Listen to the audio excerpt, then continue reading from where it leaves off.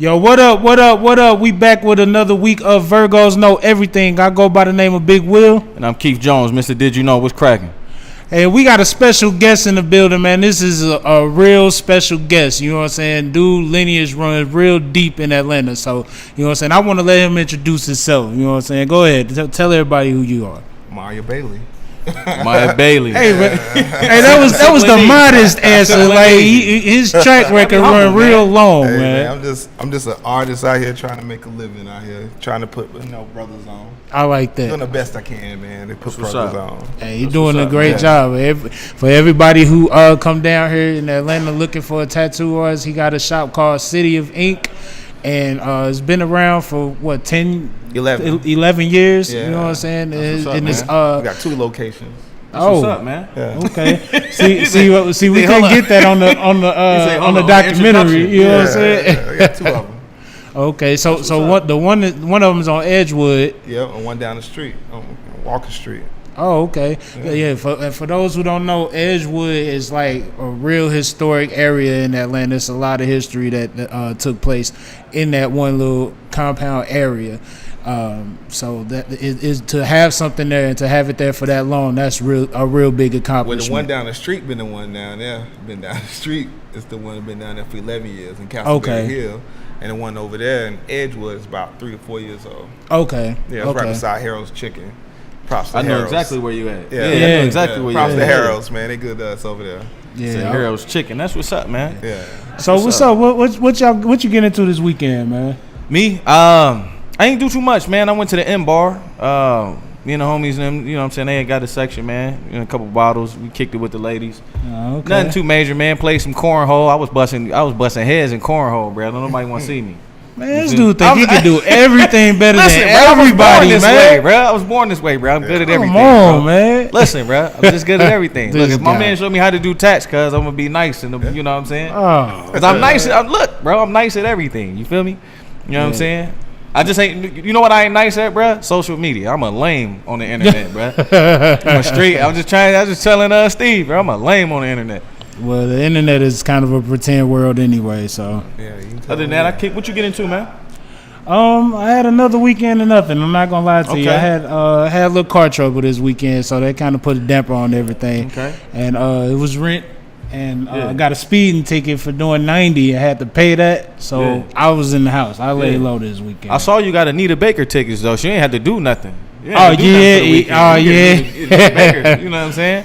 Hey, listen, that I ain't gonna lie to you, like because of all of the things that I went through and like as a child and everything like that, hard times, good times, it was always Anita Baker playing. So to actually get a chance to see her, I got 4th row. You know what I'm saying? I'm in the 4th row. That's real big for me. You know what I'm saying? Hopefully she see a big black brother in the crowd and want to pull me up, want to meet me or something like that. She might hit a high note and spit on you. Yeah. Hey man, I ain't gonna never watch that side of the face again, man. She might hit a high note so a loogie hit you. Oh man, don't ruin that for me, man. Yeah, what you get into this weekend, man? Tatting up? I was painting. I was working on some paintings. I got a show coming up in my gallery soon on August, so I was painting. Okay. I smoke a lot of weed, so sometimes the days, they blend. Every day they blend on it. Weekend, yeah. You do the same thing every day: smoke, create artwork, maybe do a tattoo, maybe do a painting. That's the life, though. Yeah. Let me ask you: is tree one of those ingredients you need, like you can't do without when you creating your art? No. Only time I smoke is when I had to be around people. So like when I'm by myself creating art, I really don't need nothing but just nothing, just the canvas and me. But when I'm around people and I can feel people's energy, I like to smoke, kind of help me block it off. Okay, that's what's up, man. Yeah, that's one of the things that I did pick up from your documentary, man. Like you real big on energy, but we definitely gonna tap into that. I saw what was it? Broken Stories. Yeah, I saw Broken Stories. That's the latest one. Yeah, and I ain't gonna lie to you. I watched the whole thing. Like it was real. Like it was really informative, and it was refreshing to see somebody who made it, who thinks along the same wavelength as me to a degree. You know what I'm saying? To a degree. I'm getting to exactly where you at. But I didn't know that film was being made. Really? No. then my man Artemis Jenkins, man, he said Broken Stories was. I did a series of art shows, and it was dedicated to the first time art collector to give people who couldn't never afford my paintings an opportunity to afford them. So I did a series of 3, and the third one installment was Broken Stories. Okay. And so I thought he was doing a documentary about the show, but it wasn't about the show. It was about you. Yeah, I didn't know that though until I saw That's it. tight though. So all of the stuff that came from like when you was a kid and everything like that. I had because we did a lot of films together, so we had like tons of footage. And I gave him a DVD a couple of years ago. I found a videotape. I didn't know what it was. I got to put on a DVD, and it was some stuff from the '90s in there. So I gave it to him. I'm like, yo, do something with it one day, and it was. That's tight. We had it for 3 years. I forgot all about it. Yo, I ain't gonna lie, that documentary was nice, man. So it bugged me out to see it was like a time machine, you know? Yeah, right. I didn't get all the way through it, and be honest with you, but what I did watch, when you think of a documentary, bro, it's you think about somebody talking, for hours and hours and hours. You know what I'm saying? But like. Y'all had parts in there where the cats was just walking up the street, music. He just busting dance moves, and then the shots that y'all had. I seen the one shot that really sparked my mind, bro. Where you had dude in the suit in the morning. He had it wasn't in the morning. He had a glass of cognac or something. And then you seen the drone shots hit the top of the trees, then go over the skyline and catch the skyline of the city of Atlanta in the morning, bro. I'm like, that's some beautiful shit. So if you catch the if you catch the cognac and the water getting dripped, it's symbolism of somebody passing. Yeah. So you'll see like my story, then my dad pop up, then you see him pass away. Yeah. Then it's finished at the end. Yeah. I knew it meant something, bro. I just didn't know what. You know what I mean? I didn't know, like I say, I didn't know Artemis Jenkins, man. He did it. He was like, yo, can I do this film? I was like, yeah. I thought it was about the show. When he showed it to me, it wasn't about the show. And I was still very happy, what he did. He's a genius, man. It was nice, bro. It was nice. So let me ask you a question, man. When do you feel a piece is finished? So when are you like, yeah, it's a wrap. I can't do nothing else. Painting or tattooing or what? Painting. I mean, because I can see I see the end result first. And I just got to create it. So I see exactly what I'm going to do before I start doing it. And then sometimes it depends. It depends on the mood. Like if you're doing like a serious painting, you know exactly what you're going to do. When it's, how you got to do it, when it's finished easily because you know exactly what it's going to look like before you do it. And the other stuff, when you're just going with the flow, you really don't know. You just got to stop. You listen to some music, you get drinking or something, you vibing. Sometimes you just gotta stop. You know what I'm saying? Because you're overwork a painting. You ever fuck something up? Like you made a wrong slash on the canvas? Yeah, you like, damn, I ain't want that. Nah. Because he start off with the end result. I know exactly what it's gonna look like. I'm not gonna even. It's not gonna get messed up. It's gonna be finished. I'll fuck something up. Is that how you move in life too? I'm a perfectionist. Yeah, I'm a perfectionist. I'm real anal about it. I guess my employees probably think I'm an asshole because of that, but I'm just a perfectionist when it comes to like customer service and treating people right. Oh, you got to. Customer service is that's my. I don't care where I go, bro. Customer service is number one. I'm just really big on that, man. I just want to see people get treated with respect. Especially black people, we've been treated like we used to getting the mediocre treatment. You know what I'm saying? So I want to show people when they come to see us, I want them to be like. When they go to somebody else, they be like, I can't go back. I gotta go back to where it's good. You know what I'm saying? Because I know how it's supposed to be treated. Yeah, most definitely. Yeah. So, you come from Asheville, North Carolina. Yeah. How does being from the country and being exposed to nature affect your artwork? Well, all the color palettes that I use was like Asheville Falls. Because I'm from the mountains. So it's like that's dope. You'll see the mountains, and then you'll see the colors change. You like purples and greens and yellows and limes and all these different colors. I just use those colors in all my artwork, everything. So anytime I'm doing it, I'm just like representing home in the fall. That's tight. Yeah. You ever do any like little joints like a sip and paint joint where you teach people? I'm opening up a whole spot down the street for that. I won't be personally doing it, but I have some artists doing it. Say it. Yeah, I'm a boss. I have no respect to nobody doing that. Hey, man, I mean, it's artists that's paying their dues. They should be doing that. You did that already. Man. I'm like retirement stages almost, man. So I feel you, man. So I mean, it costs a nice bag to get you out for a tattoo. No, not really. I'm down with the working class man. So I mean, like, I believe a tattoo is a luxury. It's not nothing needed. So I started at $1,000. You know, I mean, I didn't see people spend that on the damn. No, I seen I spent more than that on my iPad Pro. You know what I'm saying? On my iPhone or my shoes, my wardrobe. Man. You know what I'm saying? Like, that ain't nothing. That's a luxury. You don't need a tattoo. You don't really need a tattoo.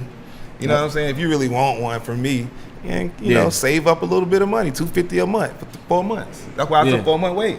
$250 for the working man. You put up $250 a month until you got enough to make $1,000 if you really want something. Yeah, if you really want to. If you really want it, yeah. You know, or go to a tattoo shop and go get a tattoo, or get a Miya Bailey. It's only a choice. You can get a Louis Vuitton or some Payless shit. Yeah, damn.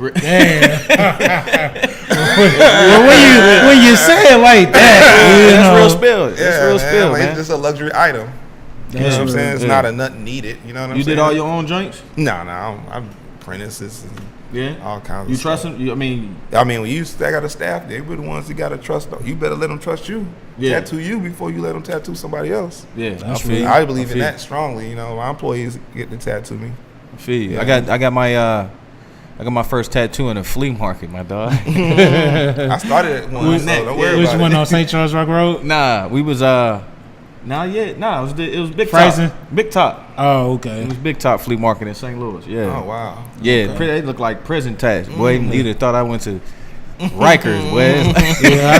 I still ain't I got Playboy on my neck. I was 16. That was my first tattoo. And I got hard headed on my wrist with barbed wire. The barbed wire looked like a fence. It looked like a picket fence, B. I'm like, I never got them, I never got them fixed up and nothing. Yeah, straight. But that's the tattoos. I still ain't got nothing, man. He's scared. I'm thinking original, man. He's scared to get hey, scraped up. A part of me was like, I'm grown now. I might as well just not even do it. You know what I'm saying? Be original. Yeah. Everybody got one now. Yeah, that's real. And and that's another thing. Because I actually saw you speaking at another event, and you came from a time like before the tattoo culture was really big. Yeah, you know what I'm saying. It was crazy, man. what was it like for you as a black man breaking into this industry? It was easy. Well, I'm gonna say it was easy. It was racist as shit. They were trying to kill you and shoot you in the hand and dumb stuff like that. Damn. Yeah, it was not. You was not being a color person. That's why Mexicans, I can respect their craft because they didn't even care. They just went and did their own thing. But black people, we tried to be a part of their shit. And then when we tried to be a part of the industry, it was clearly they didn't want us there. You know what I'm saying? At that point in time, in that days, in the late 80s and early 90s. So it was like you had to create a genre. So when I got on and I really was like finished my apprenticeship, it was easy to stand out because it was like, oh, the black dude. Because wasn't a lot of black people. It was probably about 6-7 black tattoo artists in the world at this point. Yeah. So it was like you can easily say, oh, one of the black dudes, the black guy, and it was just easy. You know what I'm saying? That's deep. So it was standing out, and it was before the internet. So it was all about word of mouth and flyers and people knowing you had to have good quality work anyway. Yeah, because it wasn't no hype. Yeah. Right. Yeah. So what was the moment where you noticed that it was actually starting to change and come back to our culture? Because you said something in one of your documentaries, basically saying that it originated from us. You know what I'm saying? Those was our, it was tribal. Yeah. You know what I'm saying? So when, at least in the States, when did you see it start to come back around to us? I seen a resurgence of it. It really when West End Tattoo started in Atlanta in the early '90s with Julio Alfonso. It was like really big spurs in the culture because Tupac went there. You know what I'm saying? It's the beginning of booty shake music. Everybody who's in the booty shake scene was there getting tattooed. Everybody went there. It was like the only place in the whole entire part of this country that you could be black and go to a black shop at this point. Then other ones start spurting up, like Popcorn out in Philadelphia, Popcorn Tattoo, then Gino down in Miami, and then Zulu out in LA. And Jackie Gresham from New Orleans, she always was the first black tattoo artist. She'd always been around since the 70s. That was a woman. Yeah. First black tattoo artist is a woman. She's still alive and still tattooed. They would say women tearing shit up like that. I just said that before the podcast started. There has never been a better time in history to be a black woman. Yeah. I swear. Yes, you did. They very special right now. Yeah, they doing it, man. I ain't gonna lie to you.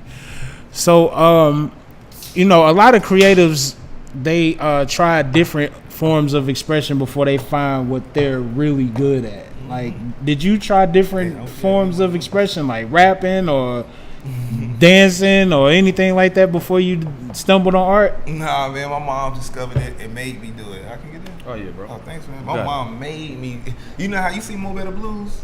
Hell yeah. I haven't. Oh. With you ain't seen. I haven't seen. Hey, get him out of here. Hey, I ain't gonna lie. Get him out of Hey, here. you'll be shocked. The movies What? I never seen. It's one of Denzel's classics, man. bro. Go watch that movie, please. I'm gonna go check it out. That's a must. Where they made it, where he could, Denzel couldn't go outside to play, bro, unless he practiced. He like, yo, So you my guys. mom was like that. My mom made me practice my artwork, dude. She was like, you draw today, did this, and 2 hours doing it on my own without her after telling me. And then so to be a young child, like to teach somebody 4 years old to sit for an hour and draw, and then 2 hours to 3 hours to 4 hours without telling them, it was getting like my attention span on my detail was on point. Crazy. And she was low key helping you get that by 10,000 9 years old- hours By in. 9 years old, I was selling art professionally for a living. Yeah, 9 years old selling art yeah, for a living. with no internet. I never had a job. That's Never another had a thing that job. if you watch the documentary, you will see he never had a job and his tell him your thought process of working people. Huh? Tell him your thought process on working for somebody. I just couldn't do it. I don't know. I just felt like I'd die. I mean, I don't know. That was just I don't know. It just felt like something in me. I just couldn't do it. I never liked authority, so I know I couldn't have no boss. You know what I'm saying? And then my mom was always in my ass, so that was the only boss I ever had, really, because she was on me. So it was like I didn't want to go through that no more. You know what I'm saying? Like, I'm good. He said, "Let me hurry up and get this shit right." You know what I'm saying? And so just, I don't know, I never thought about it nothing extra. Now don't say I didn't try to get a job. It was just that my pride was so hurt when I tried to get my job at Long John Silver's, and it was like, nah, and my homeboy got it. Now my pride was hurt. I couldn't go back asking. I felt like I was begging. You know what I'm saying? Yeah. And it just felt like I was begging for some help. And it's something I'd rather die than be begging for somebody. You know, not nobody's working. You need workers and everybody. Yeah. But my mentality personally is like that. I just can't physically do it. I think I'd die if I had to. It makes sense. It makes sense, bro. I respect that. I wish that more children were raised with that mentality, and it seems like it is though. It's you know, getting there especially now. with the internet Yeah, it's and getting there everything now. like that. And you got people like Dame Dash going on, and people think he crazy, but it's like as year 1, year 2, year 3 go by, Yeah, it starts to make generations more change. sense. It's like religion. Like you followed it growing up all your whole life, and then all of a sudden it's like same thing. It's like you think you got to get a job. You're teaching our babies like you got to go to this and do this and do that. Nah, we ain't do that. You know, like it's a lot of times parents be killing people's dreams and shit. You know? That's real. Dream killers. You know what I'm saying? Yeah. Yeah. So my parents never did that, bro. Like when we moved to the projects, like when we moved to the projects, we seen like 1 million kids. So my dad was like, yo, we finna open a candy store right out the crib. So I couldn't go play ball on Saturdays. Every other Saturday I would have to run the candy store from 7 in the morning to 9 at night. Wow. You know what I'm saying? And he was like, yo, don't get used to clocking in on nobody 9 to 5, because that ain't what it's about. He's like, go do your own thing. So I done tried everything under the sun, bro. Like You feel me? So I just ain't found, my niche yet. But I seen a meme on not a meme, but a quote today on IG. It said, life is all about trying things out to see if they work. You know what I'm saying? Like, I'm like, bro, that's my entire life, bro. Don't forget happiness. That too. Yeah. I mean, that it all folds into one. You know what I mean? You know what I'm saying? Like, bro, if you're not doing what you love, it's a portion of you that's not happy. Yeah. You know what I'm saying? Yeah, So I'm yeah. learning that. I'm still learning as I get older. I don't act like I'm 100% free. You know what I'm saying? Because when you own a business and customer service is part of it, you got to make sure Oh yeah. that the customer is boss, man. That's Yeah. how I look at it too. Yeah. It's a bigger burden, bro. You know what I'm saying? Like people be thinking like, yo, oh, you good because you know what I'm saying, you work for yourself. Nah, bro, you gotta make sure your staff on point. You gotta make sure your customer service on point. You gotta make sure your quality is right, or your product, you know what I'm saying? Yeah, Go for it. Show, man. We just guessed. Yeah, we just fitting all the stereotypes now. I want to fit no stereotype. Like No. they got smoke weed. Yeah, it's not show, man. Okay, so you a 5%er? Well, I grew up 5%er. Okay. I'm not a 5%. I can't label myself. I don't want to disrespect the gods of the earth. anybody on that. But I grew up with my lessons. Yeah. Oh, okay. So was it your pops that got you into it? Myself. I went to church one time. I tried it out. It didn't feel right to me. It is. I knew my history so much, and I love the music jamming, man. This shit dope. But I knew I felt like I can feel the hustle in it. You know what I'm saying? I felt like, okay, using African drums to make black people move their soul. Then you throw a spell, which are the words over the music and the harmony, and you talking in a harmony form. It's easy to control somebody who hurting and then got the soul and got the music. You can control their mind. So I was just looking like, and I'm like, who the fuck taught this nigga about Christianity, and it was forced upon us. And I just started thinking as a child, like this question on top of question, and it just didn't feel right. So it just never felt right to me. Did some of the music influence you? Because the music did influence me because I love the music gospel. It was a lot of them that spread that. To me, that's why hip hop is the way it is. Yeah, I love gospel. They didn't want that, and I still love gospel music. I'm not a Christian. I can feel soul in it. And if you believe something and you sing it with your heart, it's soul music, right? So I'm looking at it like I don't have to agree with, who they praying to respect and feel the music in my soul. I love gospel music. I love it. My mom trying to make me go to church. I be feel like I might catch on fire for a while. But I respect it. But I mean, to each his own, man. As long as everybody. That's the thing about everything. You just gotta have respect, dog. That's all. Respect, as long as you treat people good. Yeah, you be alright. Your fellow man and fellow woman, you can't forget that. You can't let a religion make sure you don't judge another person, treat them wrong because you think they're a sinner or something like that. I think you just supposed to treat your fellow man like good people. Yeah, like exactly. Like you want to be treated. Yeah, most definitely. So another thing I got because I saw you at another seminar, I had a chance to kind of get a preview of your story. Can you tell people how you ended up making it to Atlanta? For real? Yeah. Okay. Well, I was in the streets doing a little crazy stuff, you know what I'm saying, and got in a little shootout incident. And then the dude snitched on me. And then when he snitched on me, I got caught with a whole bunch of guns. Then I got I shot the nigga. And then it was like, I gotta go. And this is the crazy blessing, man, about artwork, dude, because I got in front of this judge, right? And the judge was like, Miya Bailey, man, you're so talented. Why are you doing the stuff you're doing? And I was like, I had to come real quick out of my head, man. I was like, I'm selling these guns so I can get some money to go to art school, to go to college. Because he paid me to do a mural. This judge had paid me to do a daughter's mural. He knew me from art. So he was like, you got a couple of months to get in college, or you got 5 years probation, find a school, get the hell up out of this town. You know what I'm saying? And that was my deal. I was like, he showed you some love right there. Yeah, he did. And I got the hell up out of here, man. I moved to Atlanta in '94, and I didn't know what city I was gonna move to. I was listening to Outkast. And Outkast was like that. It was the Christmas compilation album, the Face compilation album, and it was that Players Ball came on, and it was like it's a black man's heaven here. Yeah. You know what I'm saying? He said it's beginning to look a lot like Was. Yeah, I thought I could come down here and be a pimp or something. You know what I'm saying? Real quick. Yeah, and then I ended up just following my path of art. So you was down here during the Freaknik. How did that inspire you? I'm good, bro. You sure? No, I don't. I'm the only one? Okay. You got it. How was Freaknik?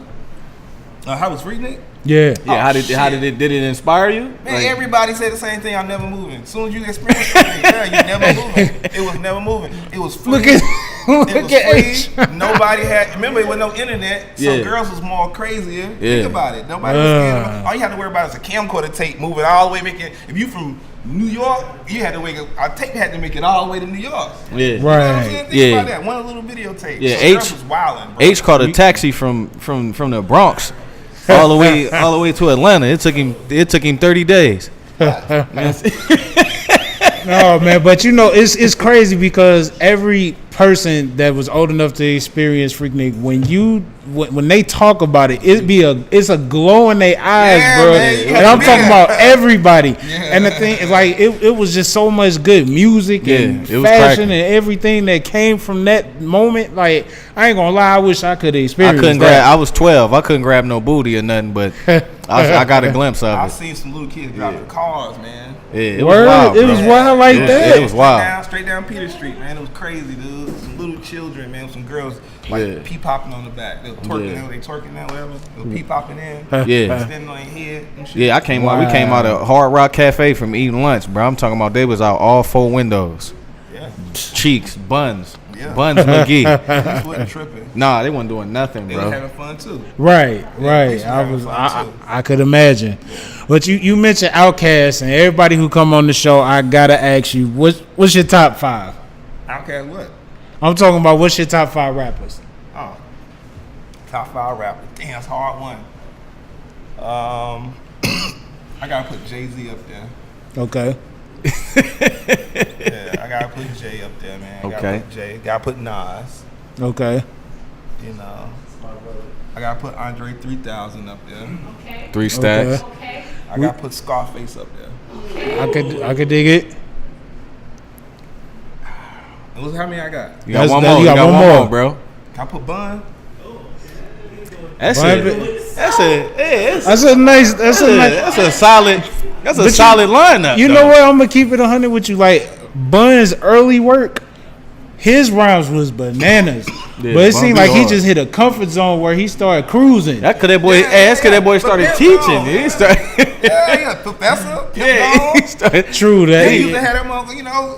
Yeah. Get him, Bun. Get him. Bun started teaching, man. He turned into an educator, bro. Yeah. Not even before he got into the college. You know what I'm saying? Yeah. He was teaching these young cats, man. I remember I was watching like a documentary on them, and he basically was saying that Pimp did everything from the hook to the beat, his verse, the concept of the record. And he say all he had to do was come up with the best 16 bars that he could.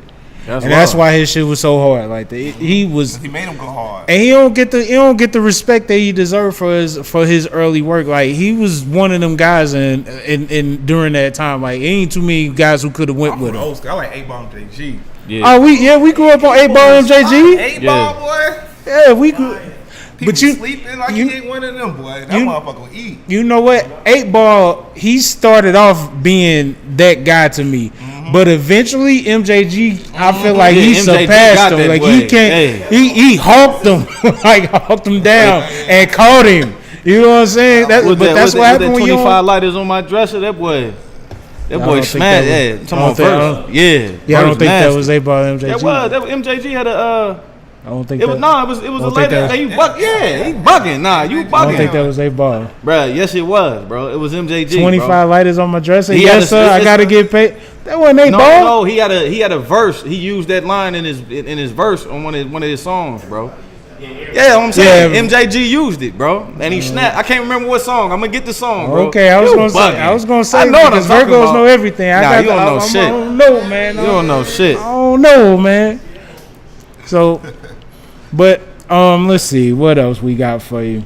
Y'all You said in So no, check me out. So as an artist, bro, you feel you have a responsibility, you know what I'm saying, in society. You know what I'm saying? What is it? You know what I'm saying? What is the responsibility of the artist? I think now, as an artist, period, as an artist, you got a responsibility to just release your soul to the world. But as a black man, you got a responsibility. It's a different thing, I think. I think as an artist, if I was a white boy doing art, I don't feel like I would have the same responsibility as me being a black man doing art. You know what I'm What's the saying? difference? Because you already see what happened to black man. Yeah. So it's like we going against the system. Yeah. When the system is working for them, it's the system going against us. So we got to work against it, like a resistance almost. You know what I'm saying? Yeah. So it's like I can't do certain things like I want to do because realistic. You got to think about the image you. Gotta be a The chameleon. older I got, the more I thought about it. I was like, okay, I'm smoking weed. Motherfuckers seeing me smoke weed.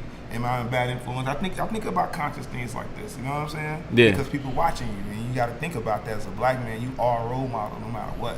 Yeah.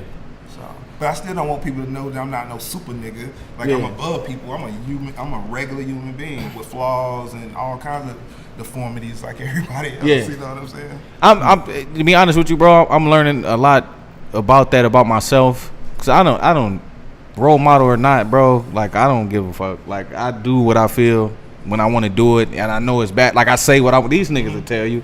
say what I want to say, bro, and it be my timing is horrible. You feel me?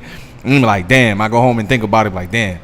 Why did I do that? Why did I? You know what I'm saying? It's like being in, even, you know, us doing this podcast. It's like, damn, people watching you. You know what I'm saying? Sometimes you gotta, you know, you gotta tighten up. Sometimes you gotta be a chameleon, dog. And that's the part of it that I don't like. Like, so because you're not 100% free, bro. I don't care if you got all the money in the world, everything is Gucci. You know what I'm saying? You still tied down at some point because you say one thing and it's a wrap. It'll flip over on you, pancake you. You feel me? Yeah, it'd be like, damn. Why can't be me? You know what I'm saying? All the way. You know what I mean? Because it's like, damn, somebody gonna feel a certain way, then it's a wrap. They're gonna hit the switch on you. Yeah, you know people extra sensitive these days. Yeah. Oh, man. You best around lose internet. everything. It's the internet. You remember City Hall? Yeah. Y'all remember that? Yeah, because he brought Farrakhan on. Yeah, it was a rap. Yeah, Come on, bro. I did just kind of tell my age, low key, right? Hilarious. But yeah. But can I ask him about how do you feel about the reality shows with the tattoo shops? Is that fucking up the culture? You know what? It's a double-edged sword because the shows now is really not about tattooing. It's about a specific group of people. Right. So I don't think it affects our culture at all, in the tattoo culture, because I don't think the art clientele and the tattoo clientele, they're not that dumb to think that it's about the whole and that is representing everybody. It represents a specific group of people who going through their struggles. You know what I'm saying? Their thing, and you getting to watch it for entertainment. They don't got nothing to do with the whole culture. So it's like every time black people do something, you got to represent the whole culture. You know what I'm saying? Yeah, like, it's a big, it's a big burden, bro. See the responsibility and the burden? It's a big burden, bro. Yeah, man. You know what I'm saying? I know Caesar personally. I'm like, imagine that burden when he got to be the one that everybody look at to represent the culture. And he just representing his crew, and he trying to put his family on and create jobs. Yeah. But the whole thing is you got to see this thing, and then you got to think that's the whole culture. That's right. I feel couldn't wait. Did you know having sex can make a woman look younger and more attractive due to the release of estrogen and collagen? Bust it open. Get butt bonky. Bust it. That's a really dope fact.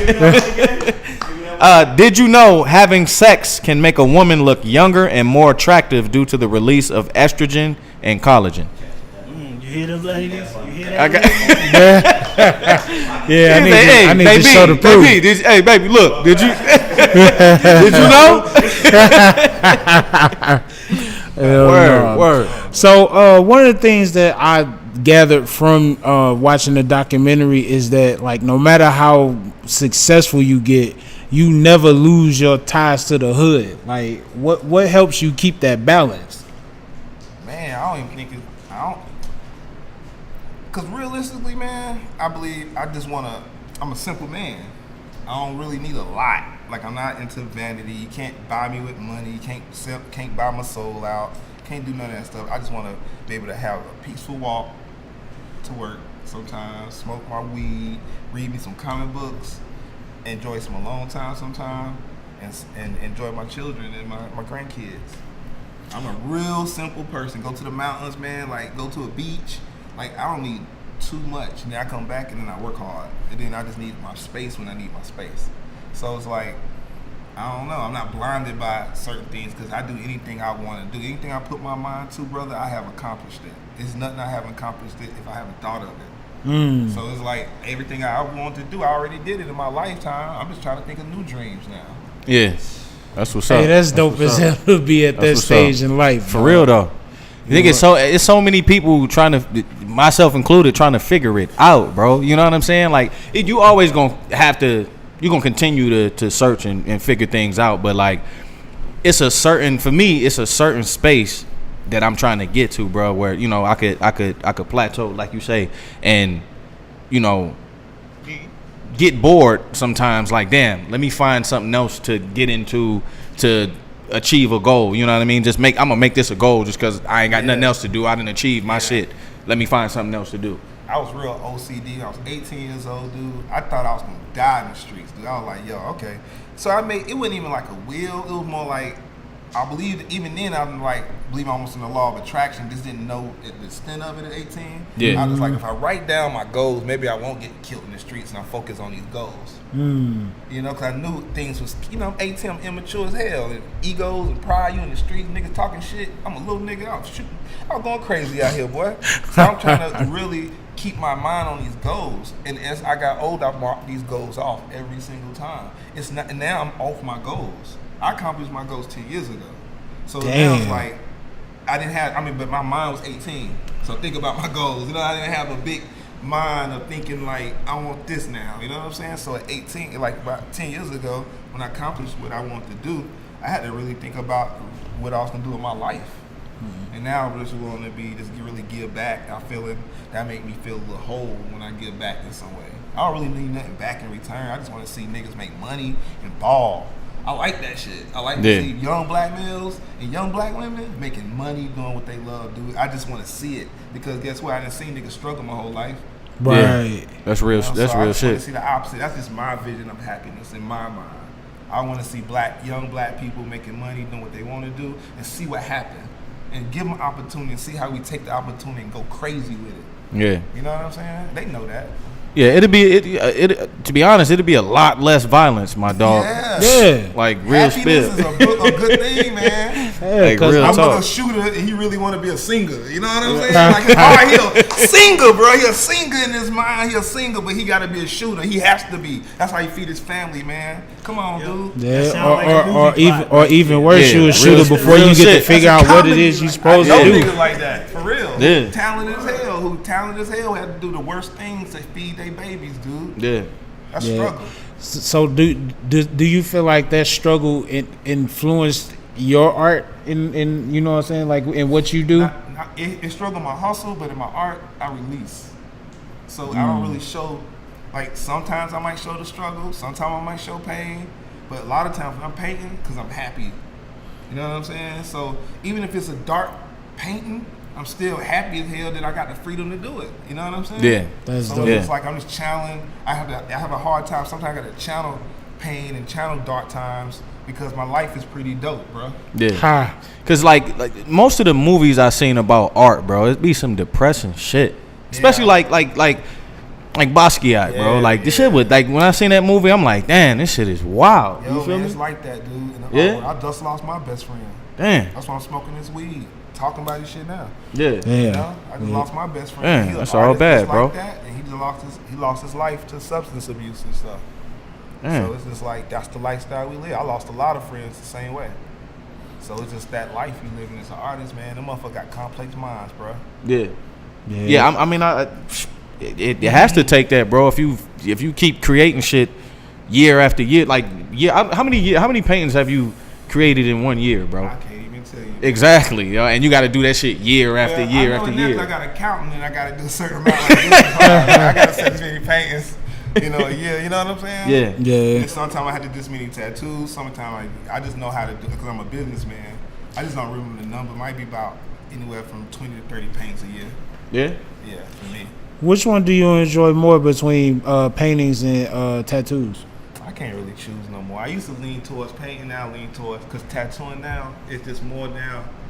Like literally, like I said, I started at $1,000. That's not too expensive. That's not too cheap, right? It's in the middle ground. That's a working class price, dude. If you really want it. So I don't really. People think I tattoo a bunch of celebrities and shit, and they do buy their way in, beating the price. But I really like the person that waited 2 to 3 months to say their money up and told me how they say their money up. Cause now I'm gonna spaz out on their ass. Cause you know why?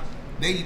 You know what I'm saying? Like, they work their ass off. They working class people. Yeah. Right. Doctors, lawyers, they can come and afford it. But I'm talking about like a working class person that had to say they check up because they really wanted my shit. Yeah. And I'm from the hood, my nigga. I'm thankful as hell. I'm thankful as hell they here. Yeah. Right. Think about that mind frame to want a tattoo so bad you save up $1,000 or $1,500. For me, Yeah. man, I'm thankful and I'm humble, bro. I'm gonna give you my all. And then I hate to say it, but when a nigga come with this money, $5,000, can I get in tomorrow? It ain't the same feeling. To me, it ain't. I'm gonna take your money, my nigga, but it ain't the same feeling as me tattooing a person that saved up they little $1,000. Yeah. It just feel better than me. I like the working class man. Yeah. That's what's up, I man. just like that person that saved up. I did my homeboy, one of my best friends, he a DJ. He a wild nigga named Wildlife, DJ Wildlife. Yo, I tattooed. He got a picture. He got Samuel Jackson's face about this big in the middle of his back, and with the Jerry curl wig. Huh. Pulp Fiction. Pulp Fiction joint. Yeah. Okay. He got all the other characters, but the middle is Samuel Jackson holding a gun with the bad motherfucker wallet. We ain't got he can't sit still, so I only get to work on it like every 5 years. Damn. Wow. Yeah, he Damn. really suck at getting tattoos, but he heavily tattooed, but he the worst baby in the world, so he only do like 2 hours on it. Yeah. Yeah, that longest I did was 5 hours on my chest, man. Yeah. And after that, bruh, I was done, nigga. This shit was healing. I've never had a tattoo that close to my nose. Like when that shit was healing, boy, I went back to the shop. I'm like, bruh, this shit am I cool? I'm like, this shit smell rotten, bro. He's like, no, your shit. Hilarious. Like, yo, your shit just healing, man. Your skin, you know what I'm saying? Like, whoop wop. I'm like, yeah. I'm like, nigga, I'm done. I ain't never heard of that. Yeah, I'm done. So what was done. there? Has there ever been a customer that came at you and you like, yo, like bugging out, like, yo, this is not what they wanted? No. I haven't had that before. I had to do tattoos I didn't want to do early in my career to feel like I've done and sold my soul. Damn. To do. I feel like it made me quit almost. You know what I'm saying? So what you drew? What was the thing? What you drew? I A was devil working- or I was some working crazy another- shit? I was working for another. My mentor, she opened up a shop. She was like, asked me to come out there and help her out. It's another person to come to tattoo. But it was in Austell, Georgia. And this dude came in. I seen the Southern Knights peeing on him. So I was like, okay, KKK dude. But he trying to be polite now. But I hear he undertoning like colored and just, you know what I'm saying? Like, don't know what to call me and shit. Right. But I think he had a fucking fetish or some shit because he wanted me to tattoo his wife. Right? He didn't want her to do it. A white lady to tattoo his wife. He wanted a black man, me. Yeah. Like, that's, with a Southern Night suit was getting weird. He's smiling like it was funny, like it was weird energy. And then the tattoo was a Native American on a horse holding a Confederate flag. Yeah, that's wild, And bro. the tattoo was $60, right?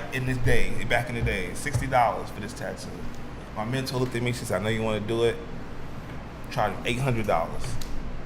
Charged $800, took my money. She let me keep all the money, and then I told her I couldn't tattoo in Austell, Georgia, never again in my life. Damn. And then I came back to downtown Atlanta, Georgia. I've been here ever since. I was like, I ain't never tattooing out there in the country nowhere else, man. Yeah. Fuck that shit. I like my people. That's crazy. That's it. Crazy, bro. And that is crazy. But I 'cause- feel like I almost quit tattooing because I did a tattoo. I needed the money, dude. It was Yeah. a time in my life when I needed the money. I was broke as shit. I had a child. I had to put my pride and my politics aside, and I had to damn near feel like I had to sell my soul to do something I didn't want to do. And I feel like I never want to be in a position again. That was the only time I ever been in. Well, on some street shit, but not in the art world. I never put myself in a position like that again. I feel Learned my that. lesson. I feel you, bro. So let me ask you this: in hip hop, we got it's this thing that's going on. It's kind of like an internal conflict, right? You got the younger guys that's doing their thing, and they feel like the older guys is in the way, and then you got the older guys that feel like they ain't necessarily doing it that's true to the art form. Mm-hmm. Does that same internal conflict exist in art? Yeah, man. I'm not saying no names, man, but there's been some OG artists that had to pay my respects. Man, because I was tattooing and a painter, they was like, I can't do both. Yeah. One of the lowbrow art, you know what I'm saying? Yeah, man, one lowbrow. I was gonna ask that same question. I had to pay Like, my respects, man, and I had to create, like, literally, man, I had to pay my respects and be humble, take that shit they was saying, and prove them motherfucker wrong, period. And outwork them. I was gonna say you definitely did prove them wrong, cause shit, you popping, you know. But that's, I was just wondering because sometimes us being in the culture, cause I rap, is you wonder if that's just in hip hop because hip hop is so competitive. You know what I'm saying? And I don't know if y'all have that same kind of competitive nature. You know what? And a lot of times it ain't because it's so many. In art, you got different. You got so many different styles and so many different categories. Like I think me personally, and I look at hip hop, rap music, whatever they want to put it in the category of, I look at it in category like alternative music. You know how they got like alternative rap, genres, you know, like genres of. Yeah, it's like genres of that shit. Is it? I was gonna ask you. Is it? I would look at it like, cause back in the days it was like everybody was sounding completely different. Yeah. And shit. Now you got motherfuckers that sound the same and they need to be in this category with all these. You know what I'm saying? Is it a part of the culture you don't fuck with? What, hip hop? Like art. Like is it a part of the art culture that I'm like, nah, I can't even rock with that shit because it's like, you know, like a lot of rap artists hip hop artists don't fuck with the mumble rap. You know what I'm saying? Yeah. I mean, yeah, in the club. But is it you just all artists art? Everybody. I mean, this is touchy subject. you can pass, bro. I can say it. I don't give a fuck. But Hey, go for it then. I just don't want to sound. I don't want to. No, you don't want to hate on nobody. I don't want to use the wrong words. Yeah. But how about this? I'm not even saying nothing. How about this? I'm gonna say it. I know how I'm gonna say it without defending anybody. I hate when artists use their sexuality to sell art. Okay. It's a trend right now. Okay. I know nothing about that. I know one of them off the top of my head. I ain't gonna say it. I think that's fucked up. I think that's this when you mix. I mean, it's not my lane. So, but that's the only thing I don't fuck with. It just don't feel right to me when I'm saying people using their sexuality to sell art. You know what I'm saying? Yeah. Like you pimping your sexuality and your talent is mediocre. Yeah. But motherfucker, like, oh shit, your shit look dope. That's bro. I said that. You know, I said that shit all the time, bro. Get your shirt off and shit, like, you know, like.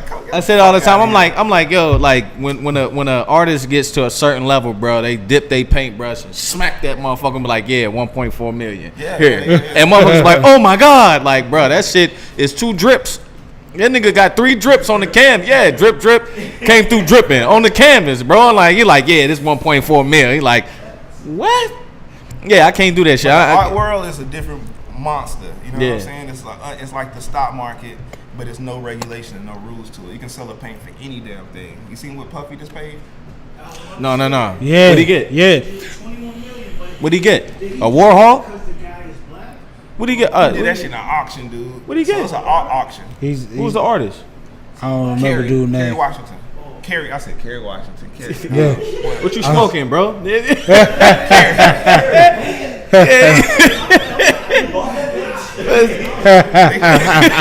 about the wrong person. Yeah, he burnt right now. Yeah, man. But 21 mil. Yeah, man. And That's he bought deep. it from. So the thing is the artist getting that money? That's the thing, because he could have sold it to an art collector, right? And the art collector can sell it for anything he wants to sell it for. Yeah. That's deep. that's The thing is now, they like with Swiss Beats, they trying to get artists to get royalties because of that. Because now, say I can buy a whole bunch of paintings, which I do, and I know I'm an art collector too. I know who to buy, and I can be like, okay, this guy right here is gonna have a long career, and this guy right here is gonna have a short career, gonna die early. I can buy either one. You know what I'm saying? And either one gonna sell good because one of them gonna die early, and I can have a whole bunch of his paintings, right? And then I can sell it for a whole bunch of money, like they did Basquiat. Or I That's can have crazy. a Picasso and have a whole bunch. He lived a whole long life, and he got all these different styles, and I can buy an artist with a long career, and I can resell it again. The artist don't get shit. Yeah. That's crazy. I seen a joint. Swiss Beats. Swiss Beats said he was like, yo, he doing a like a program for artists for their own gallery. He's putting up 5 bands. He was looking for 4 artists. He was like, yo, we're gonna give you the opportunity. But I'm like, what's behind the scenes of that? You know what I'm saying? What you going? You feel me? Like, yeah, what you got going on? You know what I mean? Because I know you not just finna drop 5 bands on the art gallery. You know what I mean? No. He into the art shit. I seen him do it personally, see him. Nah, come on, bro. I seen Swiss Beats personally buy Come on, bro. pieces, man. Hold on. Go. I seen him buy pieces, dude. He is an art collector. Yeah. He's an art enthusiast. Yeah, you can see it all on his IG. That dude spending money on the shit he got. His collection is amazing. That's another. Invest. Man, how much you say? 5? How many? 5 people? bands. Yeah. 5 4 bands? people. So Yeah. how many people was that? What? It's only 4 people, so he was spending 20 bands. 20 bands to discover what the next dope motherfucker Yeah, artist that's- to get all this shit. So you can get. That's what I'm saying. I mean, that's a big dream. I would do it. I mean, I'm not saying it's a bad idea. I just want to know, you know what I'm saying, what's on the back end of that deal. The You back know what end I mean? of the deal is someone is going to get that money, and out of them people, someone is going to be big artists, man. Yeah.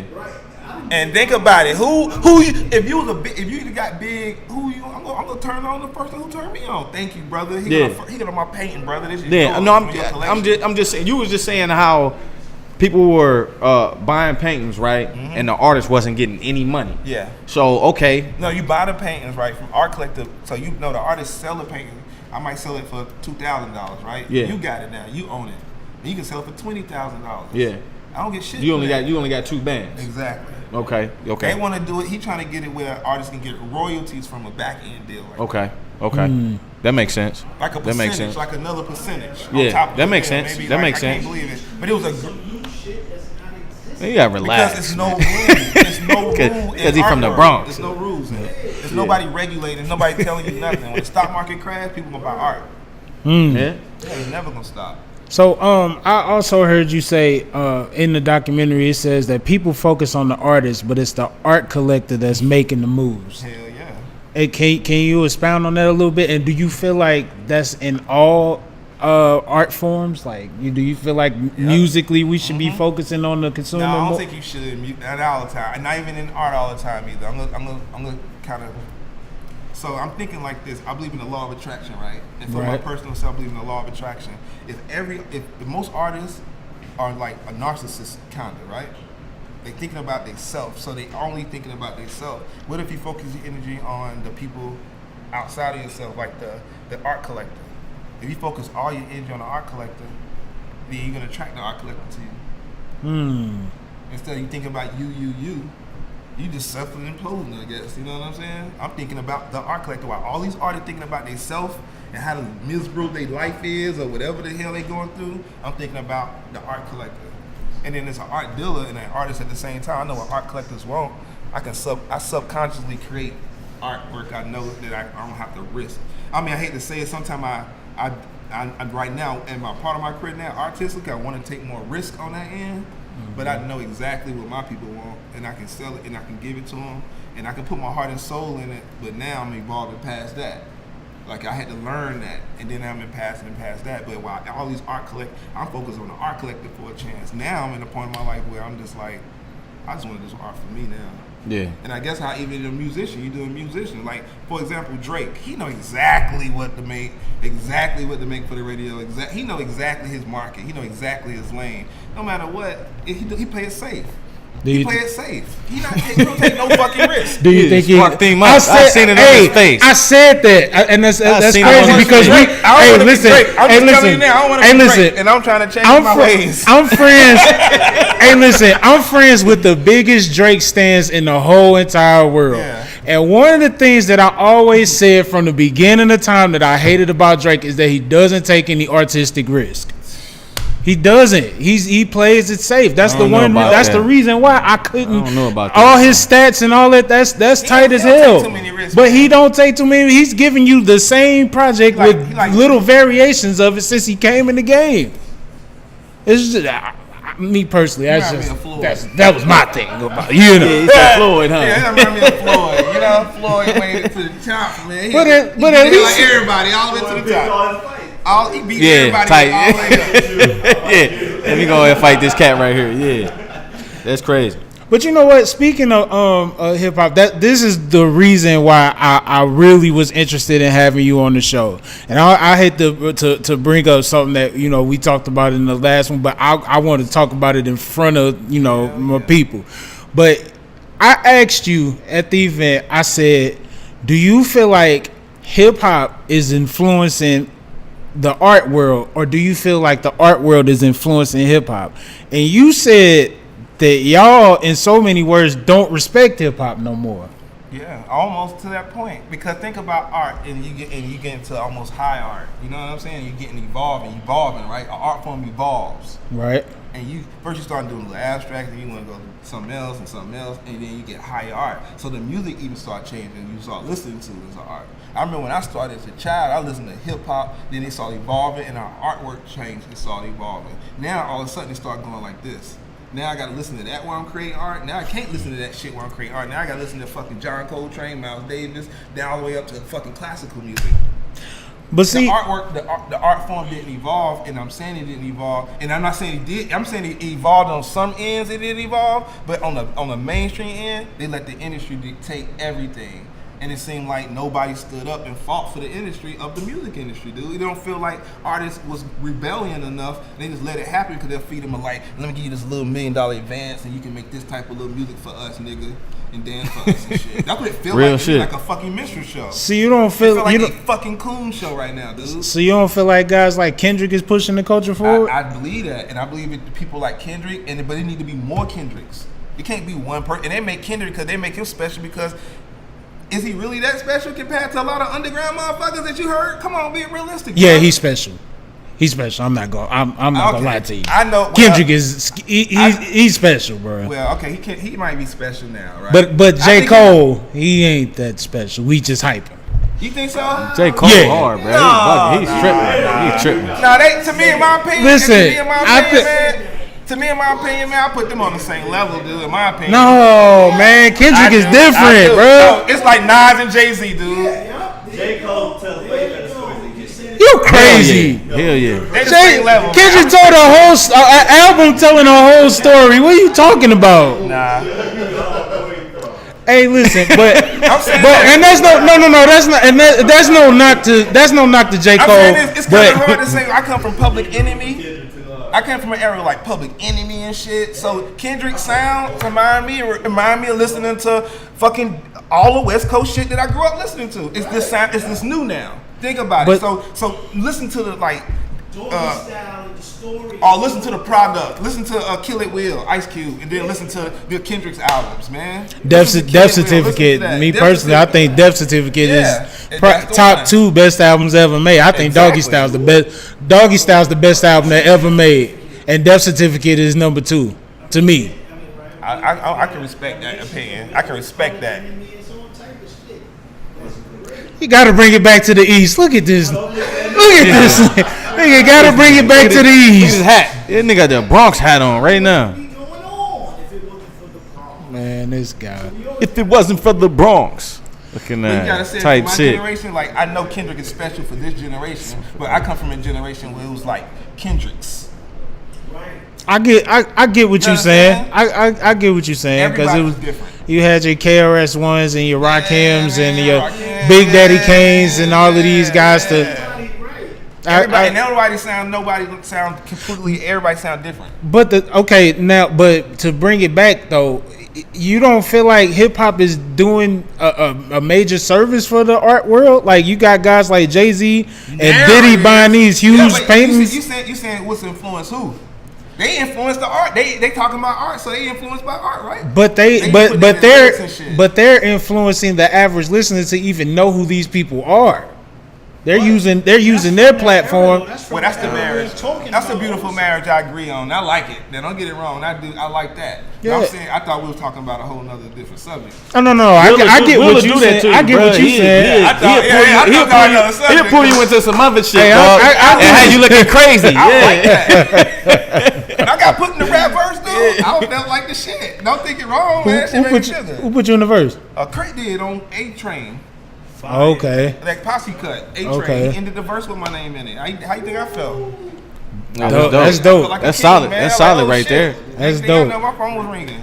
So I'm like, yeah, you know, I want Jay-Z and everybody, you know, even what's they Pusha T talking about that. Y'all niggas talking about how they fucked up the jewelry game, so they buying art now. Who you think won the battle? Pusha, Okay. Hey, and they just can't. huh? Yeah, he won. That nigga. Hey, it's some Drake stands online saying it was a tie. Hey, I wanted. Hey, I wanted Drake to win because this shit was nice, but then all the memes that came after that goddamn song, bro, like damn, Hey, J.R. Smith saved Drake life, boy. Saved Drake life. J.R. Smith, because now they doing all the memes on J.R. Smith. They ain't killing Drake no more. They got up off. He got lucky. If Pusha T back him though, you back on. Yeah, I really hope he do. I'm not gonna lie to you. He ain't gonna do that. He not gonna do that. He ain't gonna do that. Kanye squashed all that, bro. Jay Prince said he don't want to do that. Kanye, But see, Kanye. Here's my thing about that though. I feel like, I feel like they should just let Drake take his L, bro. Like they trying to save him. They trying to save him. You never know, bro. You never know what's going on, bro. Listen, Drake ain't got no mystery record that could have ended Kanye West. My homegirl Tiffany say Kanye West can't even ruin his own career. He can't even end his own shit. You'd have thought this damn all this shit going on, it'll shut his shit down, bro. Yeah. But don't nobody even care no more when he dropped this album was fire. Because the album was fire, nigga. The album was fire. Because he crazy. Yeah. How you like crazy? You heard the album? Yeah. Listen, I would love to paint to that motherfucking album, cause like straight up, I know you can probably create some dope shit to that, man. Like, cause it almost sound like Yikes is hard, bro. It almost sound like Oh Yay, bro. Straight up, it almost sound like Oh Yay. I'm not gonna lie to you. He wasn't lyrically tight like Oh Yay, but no. expressive and felt like emotional like Yeah. Yeah. Like, even if he didn't agree with the fuck he was talking about. Yeah. He still was dope. Yeah, the lyrics. I think if he would have been as lyrical as he used to be, I think that shit would have went over everybody's head. You know what I mean? He say he made that album after that TMZ situation too. Say he scrapped his whole album and made that. Damn. Between now and that time. So was that like 2 weeks? Yeah, that's crazy. That's bananas. Quit playing with that young man. I want to see what else they got, man, because they rolling them out. You know what I'm saying? I think Tiana Taylor next. I can't wait. I'm not gonna lie to you. That's one of my favorite artists of today. And Tiana Taylor. Yeah, she hard. She cold. She cold. And her album was so slept on. And you can see like what they doing, bro. Like everybody got like 7 or 8 records, just enough. Yeah. You ain't overfeeding. You ain't getting full. None of that, bro. He just. Wait for Nas. Yeah, that's gonna be. That's gonna be. Yeah, dope. I want Kanye West. That's gonna be dope. Because the thing is, and I was just gonna say, the thing is, Nas, that's been the one knock on his whole career. People say he can't pick beats. Yeah. You know what I'm saying? So him on a, but he only needed. Nah, that nigga beats. Hey, that's a fact. Hard, that's a fact. This beats. He may have a couple hard. He may have a couple joints, but like Uchi Wally was hard. You know what I'm saying? Yeah, that was hard. But bro, like. Yeah, real Nas fans hate that shit. I'm just saying. I'm talking about the beat, bro. I'm not talking about that whole song was trash. I'm talking about the beat. Oh, this nigga bugging. Look. Hey, did you know if you pronounce the names of products wrong in the Apple Store, employees are not allowed to correct you? It's deep. So next time you go in the Apple Store, man, just say the wrong shit and see if they correct you. I need another one. Did you know pageant models often smear Vaseline on their teeth so their lips won't stick when they smiling? I knew that. That's deep. Oh, you did? You knew that one. Why you ain't tell him? He ain't know that shit. You be telling me every time I know one. I knew that one, man, because I knew some big. You ain't a Virgo, are you? No, I'm Pisces. All right then. He's not a Virgo. I know you say Virgos know everything. We polar opposites too. Yeah. I don't know about that. Yeah. But so my best friend a Virgo. I work. Yeah. Tookie Carter. That's my best friend, man. So that's a good person right there. He knows everything. Yeah. I don't know about that, man. Yeah. You know. Hey. But we gonna go ahead and wrap the interview up. You know what I'm saying? I really want to thank you for coming out, man. Like this has been a really dope interview. We had fun. Oh yeah, man. Hey, it's your show, bro. Yeah, it's your show. We just here, man. Make sure you come back. You know what I'm saying? It's a Miya Bailey podcast. Yeah, we gonna go ahead and let the guest go, and then we're gonna get into Averb's new album. You know what I'm saying? He got an album called Blitz.